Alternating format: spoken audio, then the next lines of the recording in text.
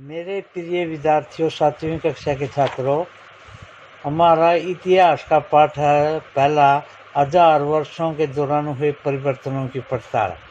इसका कुछ भाग करेंगे हम। नए सामाजिक एवं राजनीतिक समूह। सन 700 और 1750 के 1000 वर्षों का अध्ययन इतिहासकारों के आगे बड़ी चुनौती रखता है। मुख्य रूप से इसलिए कि इस पूरे काल में बड़े पैमाने पर अनेक तरह के परिवर्तन हुए। इस काल में अलग अलग समय पर नई प्रौद्योगिकी के दर्शन होते हैं, जैसे सिंचाई में रहट, कताई में चरखा और युद्ध में आग्नेयास्त्रों यानी बारूद वाले हथियारों का इस्तेमाल। इस उपमहाद्वीप में नई तरह की खान पान आया। आलू, मक्का, मिर्च, चाय और काफ़ी। ध्यान रहे कि ये तमाम परिवर्तन नई प्रौद्योगिकियाँ और फसलें उन लोगों के लिए आए जो नए विचार भी लेकर आए थे।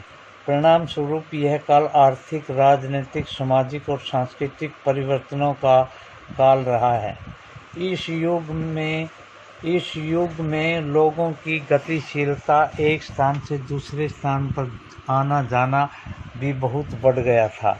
अवसर की तलाश में लोगों ने झुंड के झुंड दूर दूर तक की यात्राएं करने लगे थे। इस उपमहाद्वीप में अपार क्षमता और भाग्य गढ़ने के लिए अपार संभावनाएं मौजूद थी। मेरे काल में जिन समुदायों का महत्व बढ़ा, उनमें से एक समुदाय था राजपूत, जिसका नाम राजपुत्र अथवा राजा का पुत्र से निकला है। 8वीं से 14वीं शताब्दी के बीच यह नाम आमतौर पर योद्धाओं के उस समूह के लिए प्रयुक्त होता था जो अक्षत्रिय वर्ग में होने का दावा करते थे।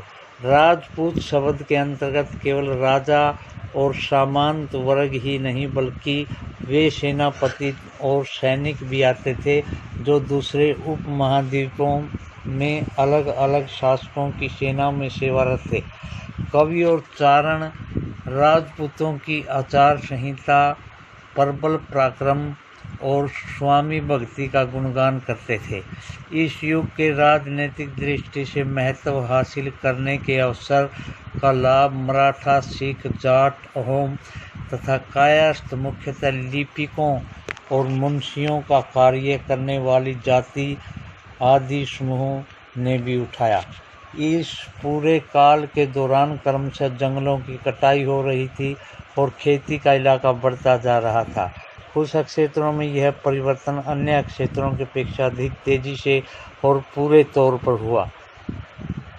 पर्यावास में परिवर्तन के कारण कई वनवासियों को मजबूर होकर के अपना स्थान छोड़ना पड़ा। कुछ और वनवासी जमीन की जुताई करने लगे और कृषक बन गए। कृषकों की ये नए समूह अक्षेत्रीय बाजार, मुखियाओं, पुजारियों, मठों, मंदिरों से प्रभावित होने लगे। वे बड़े और जटिल समाजों के अंग बन गए। उन्हें कर चुकाने पड़ते थे और स्थानीय मालिक वर्ग की बेगार करनी पड़ती थी।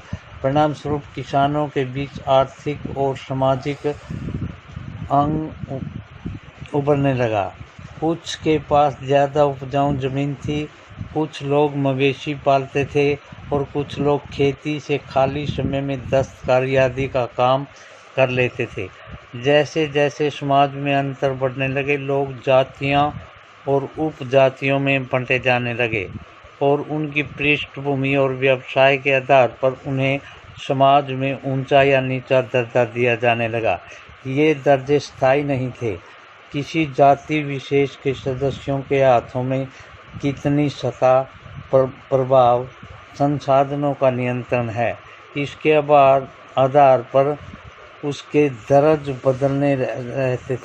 बदलते रहते थे। एक ही जाति का किसी क्षेत्र में कोई दर्जा हो सकता था और अन्य क्षेत्र में कोई और।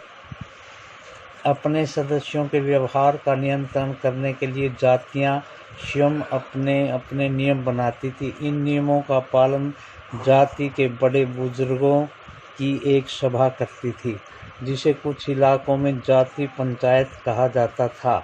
लेकिन जातियों को अपने निवास के गांव के रिवाजों का पालन भी करना पड़ता था। इसके अलावा कई गांव के मुखियों का शासन होता था। मिलाकर वे किसी भी राज्य की एक छोटी इकाई भर होती थी। काल में साम्राज्य चोल, तुगलक, मुगल जैसे बड़े बड़े राज्यों के अंतर्गत कई सारे क्षेत्र आ जाते थे। दिल्ली के सुल्तान गियासुद्दीन बलबन ने 1266 से 1287 तक जो हुए हैं की प्रशंसा में एक संस्कृति परिस्थिति के उदाहरण के लिए अध्याय 2 में देखिए, और उनके एक विशाल साम्राज्य का शासक बनाया गया है जो पूर्व में बंगाल से लेकर के पश्चिमी अफगानिस्तान के गजनी तक फैला हुआ था और जिसमें संपूर्ण दक्षिणी भारत भी आ जाता था। गौड़, आंध्र, केरल, कर्नाटक, महाराष्ट्र, गुजरात आदि विभिन्न क्षेत्रों के लोग उसके साम्राज्य में आते थे।